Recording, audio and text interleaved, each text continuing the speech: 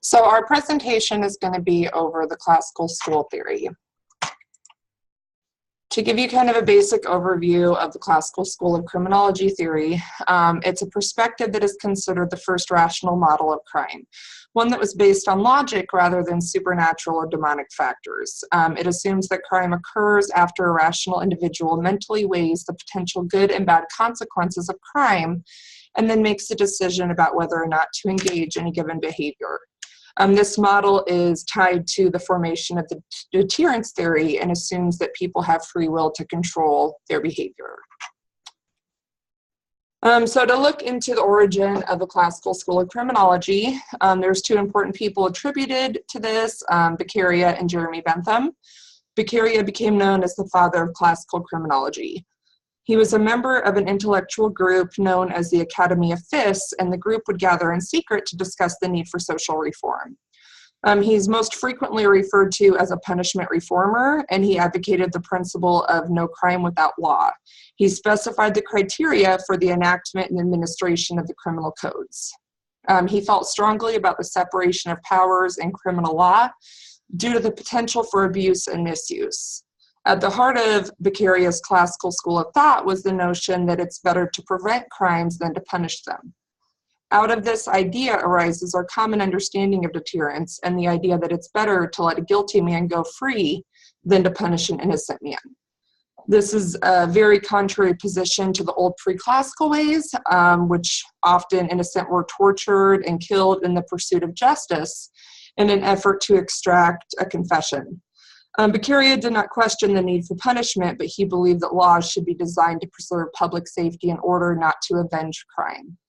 To ensure a rational and fair penal structure, punishments for specific crimes must be decreed by written criminal codes, and the discretionary powers of judges severely curtailed.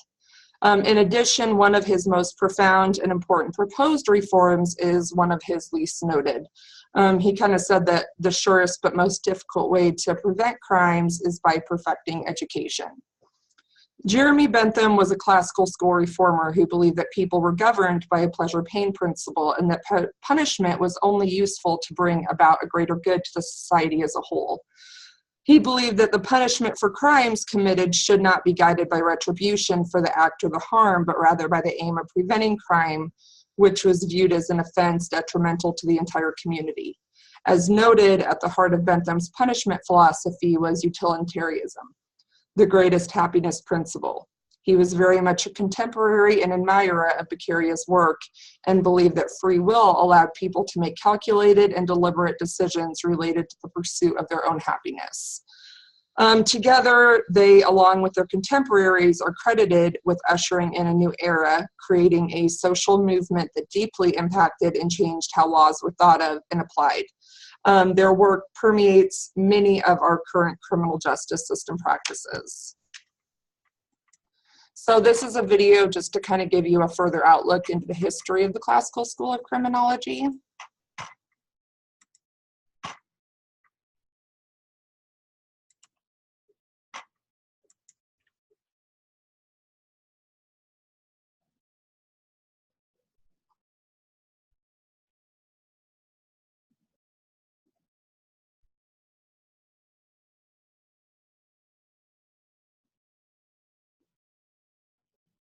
Premeditated murder is the most serious charge tried in our criminal courts.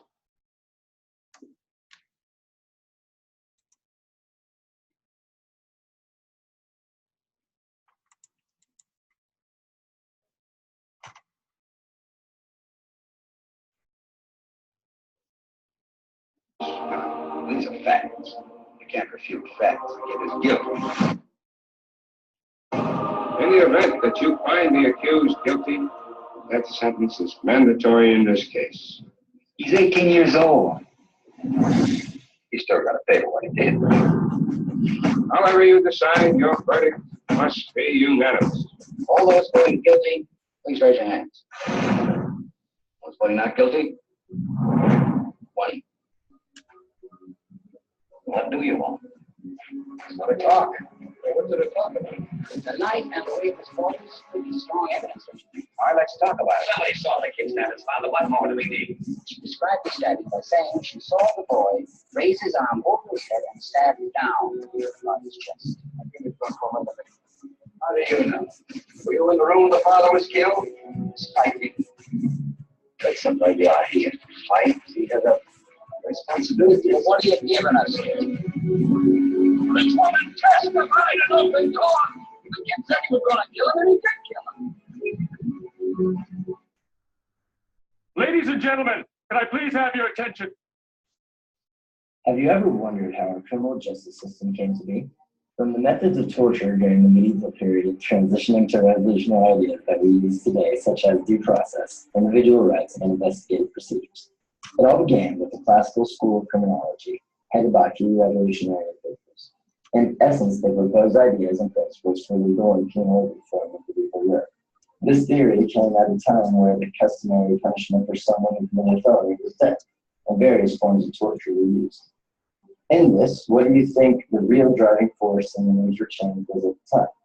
Do you think it was the unjustified and biased punishments, the widespread use of the death penalty? Well, these were factors, but the main force was the use of torture. During this time period, torture was a very popular method used to obtain confessions from suspected criminals, and numerous devices were implemented to obtain the confession. These punishments weren't used to deter the criminal from committing the crime again, but to deter the public. Can you name any individual rights you might hold as a citizen? Possibly one's right not to be arbitrarily detained or imprisoned, the right to no such cruel and unreasonable punishment, or even one's right to have a trial by jury. All these rights we hold take for granted and forget how they cannot change. Since the times of medieval Europe, the use of capital punishment and torture has sharply declined in relation to the population at the time. This is partly due to the implementation of deterrence. Do you happen to know what kind of deterrence was used in medieval Europe? Well, if you've forgotten, torture was used not to deter the individual criminal, but the public. This is called general deterrence. What do you think would be a good substitute for torture? Well, currently the implementation of prisons have taken torture's place, hoping to change criminals' outlook on life and their prior offenses. Also, our criminal justice system has become much more professional in the use of classes to define crime. Would you happen to know any of the different classes we use? Well, a good example of this would be a speeding ticket. If you've ever gotten one, this is a Class C misdemeanor and results in a fine of up to $500. This is an idea of making the punishment proportional to the crime, and has become certain and hilarious. As shown, the current criminal justice system took a drastic change from cruel and unusual punishment towards more practical means of upholding the law. But how did this change occur? It developed in the 18th century, where enlightened thinkers, in response to various forms of torture and punishment, developed revolutionary ideas and principles to be implemented. One of the main reasons we have the criminal justice system today is due in part to a man named Cesare Beccaria. His innovative ideas range from sexual freedom to precise measures for punishment. Beccaria is also credited in influencing Jeremy Bentham, who created a principle concerning pleasure and pain known as utilitarianism, where acts are deemed moral if they create the most happiness for the most people, and acts that create pain are immoral. Beccaria had created a body of thought that contained 4 principles which helped in the understanding of the relationship between laws and crime. First, all humans possess free will. Because we make these decisions out of free will, they are viewed as according to our own rationale. If the decisions we make are according to our own rationale, we must be deeply concerned with our own personal satisfaction. If the concept of motive is linked to rationale and personal satisfaction, it is then predictable and controllable. Beccaria is still known today to have influenced our founding fathers by establishing the U.S. Constitution and Bill of Rights, helped influence 2 documents from the French Revolution, the Declaration of the Rights of Man and the Code of Napoleon, and principles such as punishment proportionate to the severity of the crime and a unified system of publishing laws and legal procedures. Overall, the classical school was a main contributor to the current criminal justice system we have today. It allowed for the transition to take place from the use of torture and arbitrary imprisonment to a just unified system meant to provide fairness in the law and individual rights. In this transition, Beccaria and Bentham were both essential revolutionary leaders in the classical school who helped to propel this movement and influenced a way of thinking which set the foundation and very nature of our system.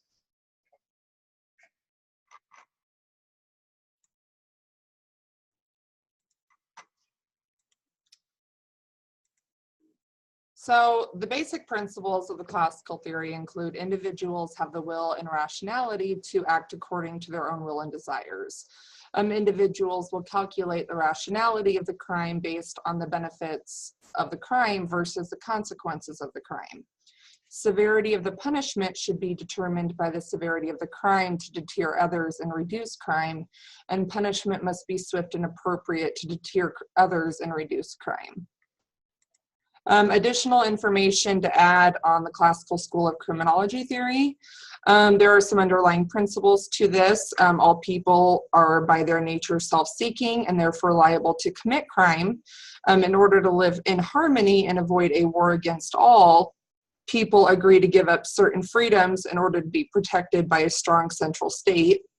Punishment is necessary to deter crime, and the state has the prerogative to administer it. Punishment should fit the crime and not be used to rehabilitate the offender. Use of the law should be limited and due process rights should be observed, and each individual is responsible for his or her actions, and thus mitigating circumstances or excuses are inadmissible. Beccaria's basic thesis was, in order for punishment not to be, in every instance, an act of violence of one or of many against a private citizen, it must be essentially public, prompt, necessary, and the least possible in the given circumstances proportionate to the crimes dictated by the laws. Of course, there's criticisms to the classical theory. Although this theory has relevance and truth, the theory puts the blame for the crime problem squarely on the shoulders of the individual and not on the society as a whole. While many people, even children, understand the difference between right and wrong, not everyone participates in criminal behavior because of free will, choice, or rationalization. Some participate in criminal activities because of irrational thinking and without an option of choice or will. They may have mental instabilities, poor impulse control, low IQ, or mental capacity, or may commit a crime out of need and survival.